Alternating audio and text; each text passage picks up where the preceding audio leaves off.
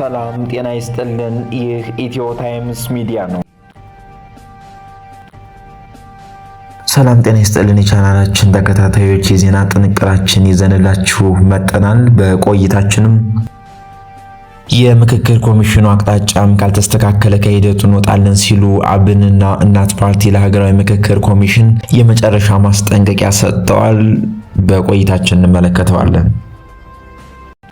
ብሪታንያዊው የዩቲዩብ የጉዞ ጦማሪ ቻርልስ ራይት በኢትዮጵያ ውስጥ ባደረገው አቋራጭ ጉዞ ያልጠበቀውና ሕይወቱን ሊያሳጣው የተቃረበ አሰቃቂ አደጋ እንዳጋጠመው ገልጿል። ይህንም ጉዳይም በስፋት እንመለከተዋለን። ታዲያ እናንተም እስከ ዝግጅታችን ፍጻሜ አብራችሁ እንድትቆዩ በአክብሮት እየጋበዝሁ ወደ መረጃዎቹ አለፉ። የአማራ ብሔራዊ ንቅናቄ አብን በኢትዮጵያ ሀገራዊ የምክክር ኮሚሽን አካሄድ ላይ ያለውን ከፍተኛ ስጋት በመግለጽም አፋጣኝ ማስተካከያ እርምጃዎች እንዲወሰዱና ሂደቱ መስመር እንዲይዝ የመጨረሻ የአቋም ማሳሰቢያ ሰጥቷል። ፓርቲው ነሐሴ 5 ቀን 2018 ዓ.ም ለኮሚሽነሮቹ በላከው ይፋዊ ደብዳቤም ምክክሩ አስቀድሞ የተወሰነ የፖለቲካ ፍላጎትን ለማስፈጸሚያነት እየዋለ ነው ሲል ከባድ ወቀሳ አቅርቧል። አብን ወደ ሀገራዊ ምክክሩ የገባው የኢትዮጵያን ጥልቅ የፖለቲካ ችግሮች በውይይትና በመደማመጥ ለመፍታት እንጂ መድረኩ የኃይል ማሳያ ወይም የስልጣን መያዣ እንዲሆን ባለመሻቱ እንደነበረም ገልጿል።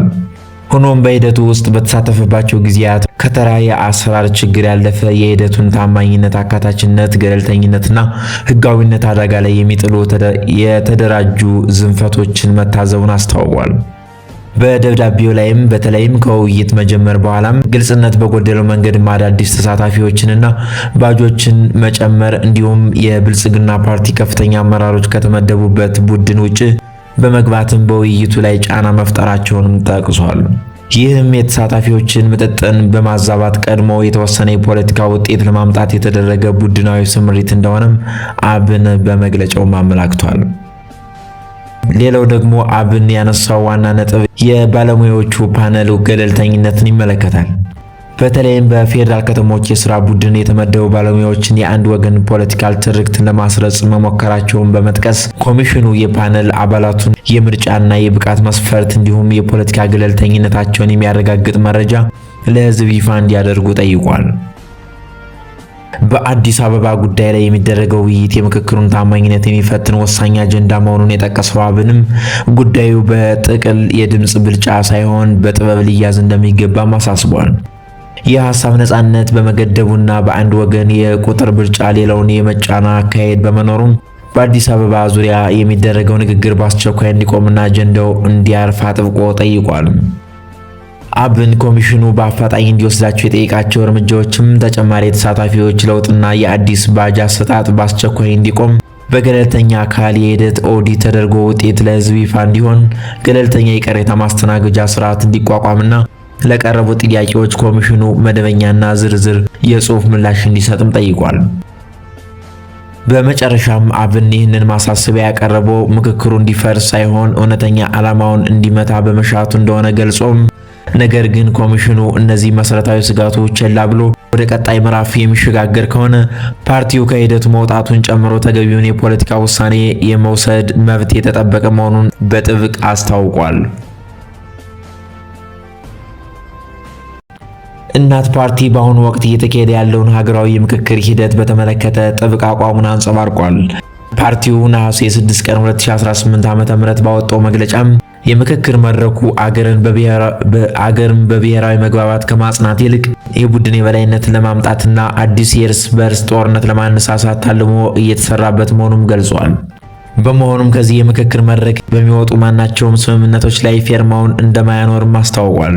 እናት ፓርቲ በመግለጫውም እንዳብራራው ገና ከጅምሩ በኮሚሽነሮች አመራረጥም በአካታችነትና በወቅቱ በነበሩ ጦርነቶች ዙሪያም ስጋቱን ሲገልጽ ቢቆይም ሰሚ በማጣቱ አገሪቱ ወደ ምክክር እንድትገባ ተደርጓልም ብሏል። ፓርቲው ሂደቱን በውስጥ ሆኖ ለማረምና በጎ ተጽዕኖ ለመፍጠር በማሰብ ተጽዕኖ ሲያደርግ መቆየቱን ያስታወሰው መግለጫውም ይሁን እንጂ ከወረዳ ጀምሮ እስከ ሀገር አቀፍ ደረጃ ባለው የምክክር መድረክ አብላጫውን ቁጥር የያዙት የገዢው ፓርቲ አባላትና የስርዓቱ ደጋፊዎች መሆናቸውንም ታዝቤያለሁ ብሏል። በመጨረሻም በሂደቱ ድምጾች እንዳይሰሙ መገደባቸውን፣ የገለልተኝነትና የግልጽነት ማነስ፣ በጸጥታ አካላት ታጅቦ መወያየት እንዲሁም የተሳትፎ አድማሱን ለማጥበብ ከውስጥና ከውጭ የሚደረጉ ወከባዎች የምክክሩን ፍትሐዊነትና ቅቡልነት ክፉኛ ጥያቄ ውስጥ እንደከተቱት ፓርቲው አስገንዝቧል። እንደ እናት ፓርቲ እምነትም ሀገራዊ ምክክር የቀውስ ጊዜ መፍትሄ ማመንጫ እንጂ የቅንጦት ሁነት አይደለም ብሏል። በአሁኑ ወቅት ቢያንስ በ3 ክልሎች ውስጥ ጦርነቶች እየተካሄዱ ባሉበትና ዘርን መሰረት ያደረገ ፌዴራሊዝም ሀገሪቱን አደጋ ላይ በጣለበት ሁኔታ ምክክሩ እነዚህን የህልውና አደጋዎች ለማስቆም አልሞከረም ብሏል። ከዚህም ይልቅ የችግሩን ስር በማድበስበስም የፖለቲካ ቁማሮች ላይ ማተኮሩን ፓርቲው ተችቷል። ለአብነትም የሀገሪቱን መሪ ከጠቅላይ ሚኒስትር ወደ ፕሬዝዳንትነት የመቀየር ጉዳይ፣ አዲስ አበባን ለአንድ ቡድን አሳልፈው ለመስጠት የሚደረግ ወከባም፣ የድሬዳዋ ዕጣ ፈንታና የዘመን አቆጣጠርን የመሳሰሉ ርዕሰ ጉዳዮች የሀገሪቱን ወቅታዊ ቀውስ የማይፈቱና አዲስ የጸብ ግንባር የሚከፍቱ መሆናቸውንም በመግለጫው ተብራርተዋል። እናት ፓርቲም እነዚህ መሰረታዊ ሂደቶች ካልተስተካከሉ በስተቀር ከዚህ በመለስ ባሉ አጀንዳዎች ዙሪያ በሚደረጉ ስምምነቶች ላይ ፊርማውን እንደማያኖርም አሳውቋል። ገዢው ፓርቲ በሀገራዊ ምክክሩ ስም ሀገርን አስይዞ ከሚሰራው የፖለቲካ ቁማር እንዲታቀብ ያሳሰበው ፓርቲውም ተመካካሪዎችም ለጊዜው የፖለቲካ ጥቅም ሽፋን ከመሆን ተቆጥበው ለሀገርና ለሕዝብ መቆምን በድፍረት እንዲያሳዩም ጠይቋል። በመጨረሻም መላው የኢትዮጵያ ሕዝብ ይህ ሀገራዊ ምክክር የጥቂት አካላት ፍላጎት ማስፈጸሚያና ለአዲስ ቁርሾ መነሻ እንዳይሆን ሂደቱን በንቃትና በትኩረት እንዲከታተለው እናት ፓርቲ ጥሪውን አስተላልፏል።